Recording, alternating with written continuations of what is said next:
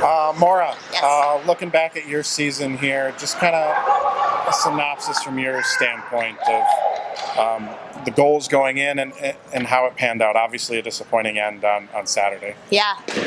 Ups and downs throughout the year, kind of a roller coaster all the way through. I thought we got much better as the season went on.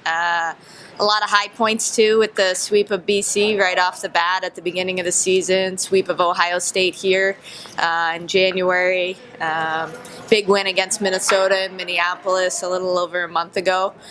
So some high points, but you got to beat the teams that you're supposed to beat along the way and steal some from teams that you're not supposed to beat. And we weren't able to do that on a consistent basis, and unfortunately it ended sooner than we would have liked it to. You look at those wins against BC and Ohio State and Minnesota, and are those like bright spots looking for the future, or is it kind of right now wondering what could have been? If you're able to beat those teams, why not everyone else? Right, those are, two of them are in the NCAA tournament. Ohio State was right there. No, I think it's a bright spot for the future. You look at the season and we had 9 freshmen come in, and a lot of them, if not most, played significant minutes throughout the course of the season in big moments, and they did a lot of great things for us. So I think, without looking back and getting too down on things, I think the future looks good for what we have. And could we have done things better during the course of the year? Absolutely. But I like the direction that we're going in. When you look going forward, is this a program that's going to improve from within with the players that you have here right now because of these 2 big freshman sophomore classes you brought in, or are there still some pieces you feel like you need to add to the roster? When you think about it, I think we return the top 3 lines, top 4D, goaltender. So that's another year of experience under our belts with the kids that are here. Plus we have 3 nice pieces coming in for next year too. So we're always going to build. It's just that the classes now will be a more normal size. It won't be such a huge influx now that we've settled into the recruiting cycle after being here for 4 years. So this team's going to improve. It's going to be based on how these freshmen and sophomores improve going forward, as well as you have some key juniors that'll be going into their senior seasons as well. Right. That's where the improvement's coming from. Yep, absolutely. I think we have a lot right within the locker room now, and as I said, with a year of experience under their belts, the 9 that just experienced Division I hockey at the WCHA level for the first time, coming back next year, they're going to be that much more mature and knowledgeable about what it takes to go the long haul. And obviously we want to play a few more weeks. So I think we have it in the locker room, plus we have some nice pieces coming in. When you look at a young team like this, how good of experience was it for them to get to the final face-off this season and at least get a taste of that experience? Yeah, it's great. I mean, I think going down there, especially in Minneapolis, taking on the Gophers, the number 1 team in the country at the time, you're going into the Lions' Den. But as we talked about last week, and as a lot of the players talked to you, they were excited and optimistic and confident going into that game. Now, when you're there in that atmosphere with the pressure of, lose and go home, I think things might be different when you're actually in the game. So having that experience, having lost that game, having that bitterness is good for them to come back with a chip on their shoulder and something to prove.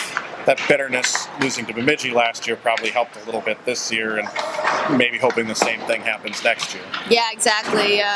We didn't talk about last year too much when it came to the Bemidji series here because I didn't feel like we had to.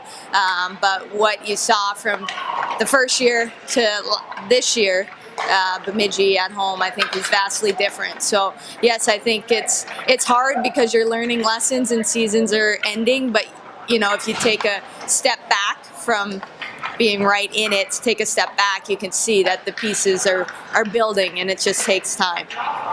What do you see for the future for a player like Gabby Hughes, and what's her potential going into a sophomore year and forward with the program?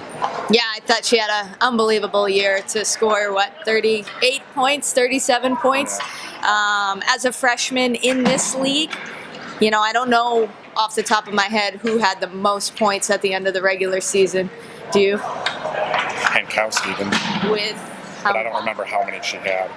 50s or 60s? Not 60s, Not definitely not. I don't 60s. think even Okay. 50s. So my point is, in the WCHA, you don't see incredibly lofty numbers. I think Stalder had 50 a couple of years back, and that was a finalist for the Patty Cats. So to see a freshman put up 37, 38, I think that's incredible, and the future is going to be great for her. It's obviously pressure to repeat what she just did, but I think she's a gifted enough player and loves the game enough that it'll come naturally.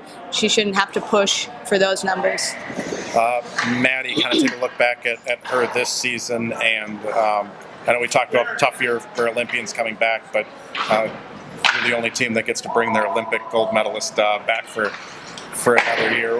What'd you see out of this? Not the only one. BC has. Does BC bring one? Barnes is a freshman. Barnes is a freshman. Yeah. Okay, that's right. She's super young. I forgot about her. But yeah, to your point, yeah, next year it's a clean slate, and I think our eyes will be ahead. We're not going to be looking back. I hope we're not talking about the past anymore. It's do or die. It's her senior year, and she has goals that she wants to accomplish as an individual, and we obviously have goals that we want to accomplish as a team.